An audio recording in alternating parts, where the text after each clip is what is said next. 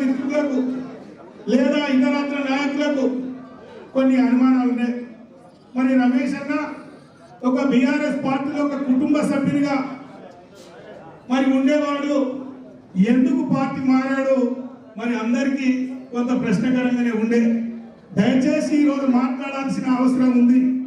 మీ అందరినీ చూస్తుంటే మరి ఈ పెద్దల్ని చూస్తుంటే నాకు ఒక ఫీలింగ్ వస్తుంది. చిన్నప్పుడు ఎవరైనా పిల్లగాడు ఇంటి నుంచి తప్పిపోతే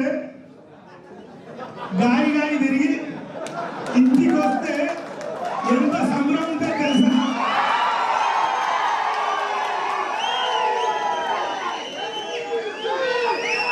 అట్లున్నది. పిల్లగాడు తప్పిపోయి ఇంటికి వస్తే ఎట్లున్నది సంబరం. అంత సంతోషంగా ఉంది, నాకు ఆనందంగా. ఎందుకంటే కేసీఆర్ గారు, బాబు గారు నియోజకవర్గ విషయంలో ఎప్పుడు పోయినా నా కాగితం ముందరే సంక్షేమ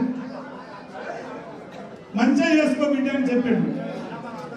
మరి ఎందుకు పోవాల్సి వచ్చిందో మా వాళ్ళకైతే బాగా తెలుసు, వేదిక పైన ఉన్న వాళ్ళకి బాగా తెలుసు. మా అన్న స్పష్టంగా చెప్పిండు.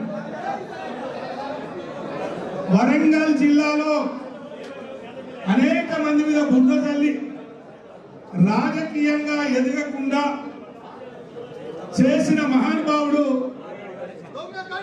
కడియం శ్రీహరి గారు.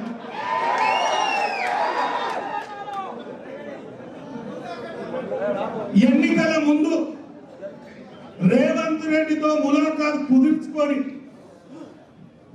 మొన్న జరిగిన ఎన్నికల్లో నా ఓటమితో పాటు వరంగల్ జిల్లాలో అనేక మంది ఓటమి కోసం కాంగ్రెస్ తో ములాఖత్ అయి కొవర్టిగా పనిచేసి ఒక టీమును తయారు చేసి మరి ఏ విధంగా మోసం చేసిందో ఆ ఫలితాలు ఏ విధంగా వచ్చినో మీ అందరికీ తెలుసు.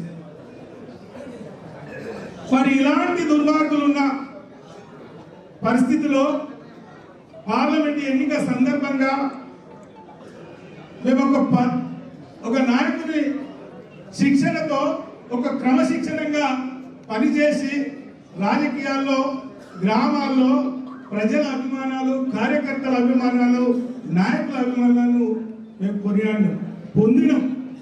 అలాంటి వాళ్ళ మీద బురద చల్లి 1,00,000 మెజార్టీ ఎట్లా ఓడిపోయిండు, ఏం జరిగింది అని పెద్దలకు చెప్పి ఏదో చేసి తన సొంత బిడ్డ కోసం మరి టికెట్ ఆశించి ఆయన వేసుకున్న ప్లాన్ ఎన్నికల ముందు రేవంత్ రెడ్డి గారితో ఏదైతే